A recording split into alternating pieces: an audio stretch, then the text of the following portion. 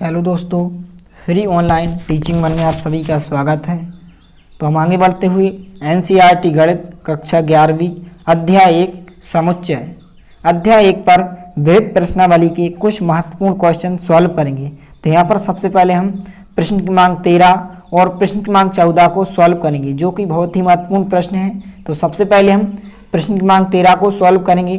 तो यहाँ पर प्रश्न क्रमांक 13 है कि किसी विद्यालय के 600 विद्यार्थियों के सर्वेक्षण से ज्ञात हुआ कि 150 जो विद्यार्थी हैं वो चाय और 225 विद्यार्थी कॉफ़ी तथा 100 विद्यार्थी ऐसे हैं जो चाय और कॉफ़ी दोनों पीते हैं। ज्ञात कीजिए कि कितने विद्यार्थी ना तो चाय पीते हैं और ना कॉफ़ी पीते हैं। तो यहाँ पर सबसे पहले यहाँ पर हमें कुल विद्यार्थी 600 दिए गए हैं। किसी विद्यालय में यहाँ पर हमें 600 विद्यार्थी दिए गए हैं, इसलिए यहाँ पर हम लिखेंगे हल। तो सबसे पहले यहाँ पर हम मानेंगे कि यहाँ पर आपको दिए गए हैं कि चाय पीने वाले विद्यार्थी और कॉफ़ी पीने वाले विद्यार्थी।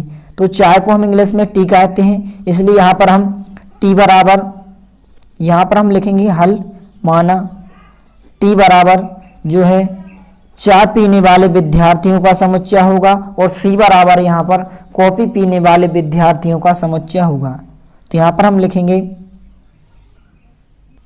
तो यहाँ पर हमने लिखा कि टी बराबर चाय पीने वाले विद्यार्थियों का समुच्चय और सी बराबर कॉफ़ी पीने वाले विद्यार्थियों का समुच्चय। अब इसके बाद यहाँ पर हमें क्वेश्चन में कुल विद्यार्थी यहाँ पर 600 दिए गए हैं, इसलिए आपके यूनियन यानी कि यूनिवर्सल सेट यानी कि सार्वत्रिक समुच्चय का मान होगा। यहाँ पर हम लिखेंगे इसलिए जो एन का मान होगा, एन का मान यहाँ पर 600 होगा। यहाँ पर कुल विद्यार्थी 600 दिए गए हैं। यदि यहाँ पर समूह दिया होता तो यह आपके यूनियन का मान होता, लेकिन यहाँ पर आपको समूह नहीं दिया गया। इसके बाद आगे हम क्वेश्चन को पढ़ेंगे कि सर्वेक्षण से ज्ञात हुआ कि जो 150 विद्यार्थी हैं वो चाय पसंद करते हैं या चाय पीते हैं। तो यहाँ पर चाय को हमने टी माना है, इसलिए जो एन टी का मान होगा यहाँ पर 150 होगा। इसके बाद आगे दिया गया है कि 225 विद्यार्थी ऐसे हैं जो कॉफ़ी पीते हैं। तो कॉफ़ी को हमने सी माना है, इसलिए एन सी बराबर जो होगा 225 होगा। इसके बाद आगे क्वेश्चन पढ़ेंगे तथा 100 विद्यार्थी ऐसे हैं जो चाय और कॉफ़ी दोनों पीते हैं। तो जब दोनों की बात होती है तो ये आपके इंटरसेक्शन का मान होता है, यानी कि आपके टी इंटरसेक्शन सी का मान होगा। यहाँ पर कितना दिया गया है, 100 विद्यार्थी ऐसे हैं जो चाय और कॉफ़ी दोनों को पीते हैं। अब इसके बाद यहाँ पर हमें क्वेश्चन में ज्ञात करना है कि ज्ञात कीजिए कि कितने विद्यार्थी ना तो चाय पीते हैं और ना कॉफ़ी पीते हैं। तो सबसे पहले हम इस क्वेश्चन में यूनियन का मान ज्ञात करेंगे। ऐसे विद्यार्थी हम ज्ञात करेंगे जो चाय और कॉफ़ी में से कम एक चीज़ को अवश्य पीते हैं। जैसे यदि चाय भी पी सकते हैं या कॉफ़ी पी सकते हैं, तो हम ऐसे विद्यार्थियों को सबसे पहले ज्ञात करेंगे। तो यहाँ पर हम एन टी यूनियन सी का मान सबसे पहले हम सूत्र विधि से ज्ञात करेंगे। तो यहाँ पर चूंकि क्वेश्चन में टी और सी समुच्चय यानी कि सेट का प्रयोग किया गया है, इसलिए इसे हम फार्मूला में भी एन टी और सी का प्रयोग करेंगे। तो यहाँ पर हम लिखेंगे, इसलिए जो सूत्र यानी कि जो फार्मूला होता है, सबसे पहले दो सेटों का यहाँ पर यूनियन होता है, फिर इसके बाद बराबर में होता है N T plus N C और माइनस होता है दो सेटों का intersection N T intersection C. अब इसके बाद इन सभी के मान हम इस फार्मूला में यहाँ पर रख सकते हैं। तो एन टी यूनियन सी का मान हमें ज्ञात करना है, तो इसको हम जाके ता लिखेंगे। एन टी यूनियन सी को हमने जाके ता लिखा, बराबर का चिन्ह जाके ता। एन टी की जगह एन टी का मान यहाँ पर क्वेश्चन में दिया गया है 150, तो हमने 150 लिखा, प्लस एन सी की जगह एन सी का मान यहाँ पर 225 दिया गया, तो हम 225 लिखेंगे, माइनस चिन्ह जाके था। एन टी इंटरसेक्शन सी का मान यहाँ पर क्वेश्चन में दिया गया है, यहाँ पर 100 दिया गया, तो यहाँ पर हम 100 लिखेंगे। अब इसके बाद हम इसको थोड़ा सा सॉल्व करेंगे। तो यहाँ पर एन टी यूनियन सी बराबर जो होगा, यहाँ पर सबसे पहले हम प्लस की संख्याओं को अलग जोड़ लेंगे। तो यहाँ पर 150 और 225 कितने हो जाएंगे, यहाँ पर 375 हो जाएंगे। इसके बाद 100 को हम माइनस करेंगे, तो अगले स्टेप में हम 375 में से 100 को माइनस करेंगे। तो यहाँ पर एन टी यूनियन सी का जो मान होगा, यहाँ पर 375 में से जब हम 100 को माइनस करेंगे तो यहाँ पर कितने बचेंगे, 275 बचेंगे। तो यहाँ पर ये आपके एन टी यूनियन सी का मान हो जाएगा 275। यह ऐसे विद्यार्थी हैं जो या तो चाय पीते हैं या फिर कॉफ़ी पीते हैं या फिर दोनों पीते हैं। लेकिन यहाँ पर हमें क्वेश्चन में ज्ञात करना है कि ऐसे विद्यार्थी ज्ञात कीजिए कि जो ना तो चाय पीते हैं और ना ही कॉफ़ी पीते हैं। तो हम कैसे ज्ञात करेंगे? हम कुल विद्यार्थियों में से, कुल विद्यार्थी यहाँ पर आपको क्वेश्चन में 600 दिए गए हैं, इन विद्यार्थियों में से यदि हम ऐसे विद्यार्थियों को माइनस कर दें, यानी कि 275 को माइनस कर दें जो कॉफ़ी पीते हैं या चाय पीते हैं या फिर दोनों पीते हैं, तो हमारे ऐसे विद्यार्थी ज्ञात हो जाएंगे जो ना तो चाय पीते हैं और ना ही कॉफ़ी पीते हैं। तो यहाँ पर हम लिखेंगे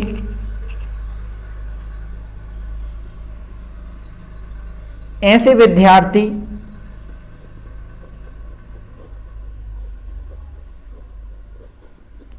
जो ना तो कॉफ़ी और ना ही चाय पीते हैं। तो यहाँ पर कुल विद्यार्थियों में से हम यदि 275 को माइनस कर दें तो ऐसे विद्यार्थी ज्ञात हो जाएंगे जो ना तो कॉफ़ी पीते हैं और ना ही चाय पीते हैं। तो यहाँ पर कुल विद्यार्थी 600 दिए गए हैं, यदि हम 600 में से 275 को माइनस कर दें तो ऐसे विद्यार्थी ज्ञात हो जाएंगे जो ना तो कॉफ़ी पीते हैं और ना ही चाय पीते हैं। तो यहाँ पर कितने बचेंगे? यहाँ पर यदि हम 600 में से 275 को माइनस कर दें तो यहाँ पर आपके 325 विद्यार्थी ऐसे होंगे जो ना तो कॉफ़ी पीते हैं और ना ही चाय पीते हैं। तो यहाँ पर हम लास्ट में लिख भी सकते हैं, क्या आता है? 325 विद्यार्थी ना तो चाय पीते हैं और ना कॉफ़ी पीते हैं। तो यहाँ पर हमने लिखा किया था 325 विद्यार्थी ना तो कॉफ़ी और ना ही चाय पीते हैं। तो इस प्रकार से आपका आंसर हो जाएगा। इस क्वेश्चन को आपको अच्छे से तैयार कर लेना है। इसके बाद यहाँ पर हम प्रश्न क्रमांक 14 को सॉल्व करेंगे। तो यहाँ पर प्रश्न क्रमांक 14 है कि विद्यार्थियों के एक समूह में 100 विद्यार्थी हिंदी, 50 विद्यार्थी अंग्रेजी तथा 25 विद्यार्थी दोनों भाषाओं को जानते हैं। विद्यार्थियों में से प्रत्येक या तो हिंदी या अंग्रेजी जानता है, यानी कि ऐसा कोई भी विद्यार्थी नहीं है जो या तो अंग्रेजी जानता हो या हिंदी। ऐसा एक में एक ऐसा विद्यार्थी है जो या तो हिंदी जानता है या फिर अंग्रेजी जानता है। तो यहाँ पर हमें ज्ञात करना है कि समूह में कुल कितने विद्यार्थी हैं, यानी कि हमें यूनियन का मान ज्ञात करना है। यूनियन ही तो क्या होता है? संघ होता है या समूह होता है। तो यहाँ पर हमें संघ का मान ज्ञात करना है। तो यहाँ पर सबसे पहले हम लिखेंगे हल, यहाँ पर हम लिखेंगे माना। सबसे पहले हम यहाँ पर आपको दिया गया कि 100 विद्यार्थी हिंदी और अंग्रेजी दिए गए हैं, इसलिए हिंदी को एस से हम प्रदर्शित करेंगे। तो एच बराबर हम लिखेंगे कि हिंदी जानने वाले विद्यार्थियों का समुच्चय और ई बराबर अंग्रेजी जानने वाले विद्यार्थियों का समुच्चय। तो यहाँ पर हमने लिखा कि एच बराबर हिंदी जानने वाले विद्यार्थियों का समुच्चय और ई बराबर अंग्रेजी जानने वाले विद्यार्थियों का समुच्चय। अब इसके बाद क्वेश्चन में हमें जो भी दिया गया है यहाँ पर हम लिखेंगे। तो यहाँ पर क्वेश्चन में दिया गया है कि विद्यार्थियों के एक समूह में 100 विद्यार्थी जो हैं हिंदी यहाँ पर जानते हैं। तो यहाँ पर हम लिखेंगे इसलिए जो एन एच, चूँकि यहाँ पर हमने हिंदी को एच माना है इसलिए आपके एन एच का मान कितना हो जाएगा? 100 हो जाएगा। 100 विद्यार्थी दिए गए हैं।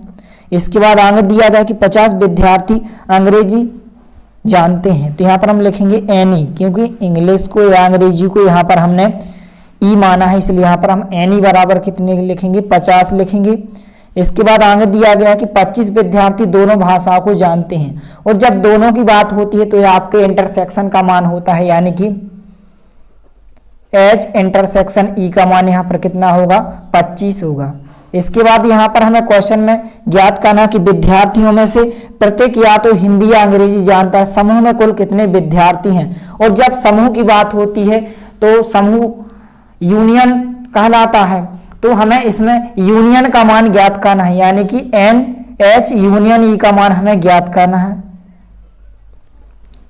तो हम सूत्र विधि का प्रयोग करेंगे। तो यहाँ पर हम लिखेंगे जो सूत्र होता है, चूंकि यहाँ पर जो क्वेश्चन में है एच और ई सेट का प्रयोग किया गया है, इसलिए हम सूत्र में भी एच और ई सेट का प्रयोग करेंगे। तो यहाँ पर सबसे पहले होता है दो सेटों का यूनियन NH यूनियन E बराबर, इसके बाद होगा NH प्लस NE होगा, इसके बाद माइनस में होता है इंटरसेक्शन होता है, दो सेटों का इंटरसेक्शन होता है H इंटरसेक्शन E। अब इसके बाद यहाँ पर हमें सभी के मान दिए गए हैं, यहाँ पर इस फार्मूला में यहाँ पर हम रखेंगे। तो यहाँ पर NH यूनियन E का मान तो हमें ज्ञात करना है, इसको हम जहाँ की तहाँ लिखेंगे। NH यूनियन E को हमने जहाँ की तहाँ लिखा, बराबर का चिन्ह जहाँ की तहाँ।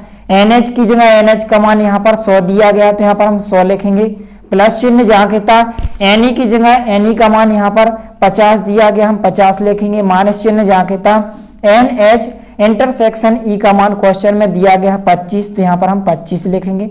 इसके बाद इसको हम थोड़ा सा सॉल्व करेंगे, तो NH यूनियन E बराबर यहाँ पर 100 और 150 जो प्लस के हैं यहाँ पर हो जाएंगे 150, और माइनस 25 को हमने जहाँ की तहाँ लिखा।